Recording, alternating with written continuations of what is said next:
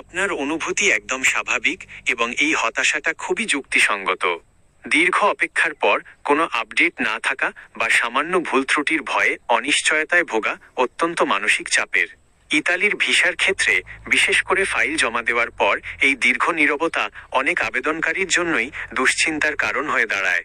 ইতালির দূতাবাস ও ভিএফএস এর সাম্প্রতিক প্রসেসিং বিলম্ব এবং এ জাতীয় পরিস্থিতিতে কি ঘটছে বা আপনার করণীয় কি হতে পারে তা সংক্ষেপে নিচে তুলে ধরা হলো।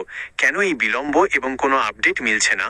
অতিরিক্ত আবেদন ও ব্যাকলগ ইতালির ভিসা এবং নুল্লা ওস্তা যাচাই বাছাই প্রক্রিয়ায় সাম্প্রতিক সময়ে প্রচুর ব্যাকলগ তৈরি হয়েছে।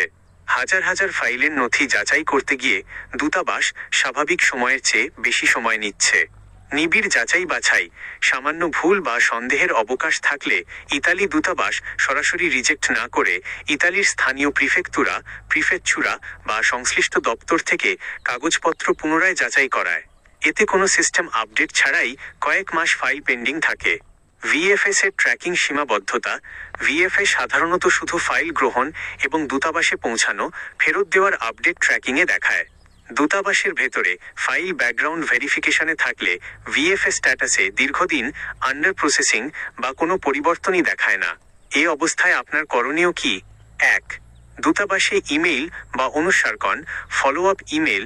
যদি আপনার জমা দেওয়ার সময় নির্ধারিত স্বাভাবিক সময়সীমা অতিক্রান্ত হয়ে থাকে তবে আপনার ফাইল নম্বর, নাম এবং পাসপোর্ট নম্বর উল্লেখ করে ইতালি কনসুলেট দূতাবাসের অফিসিয়াল ভিসা সেকশনে একটি মার্জিত ইমেইল পাঠাতে পারেন। ২. ইতালির স্পন্সর মালিকের মাধ্যমে যোগাযোগ।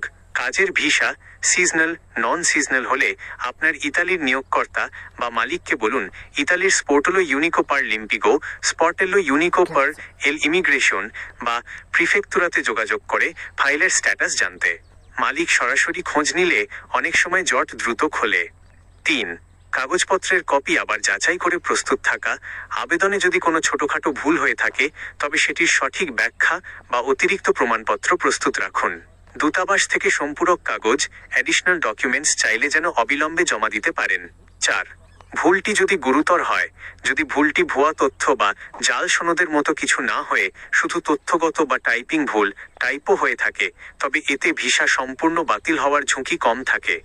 বড়জোর ব্যাখ্যা বা সংশোধিত কাগজ চাওয়া হয়। দৈর্ঘ্য অনিশ্চয়তা কষ্টের হলেও এখনই আশা হারাবেন না।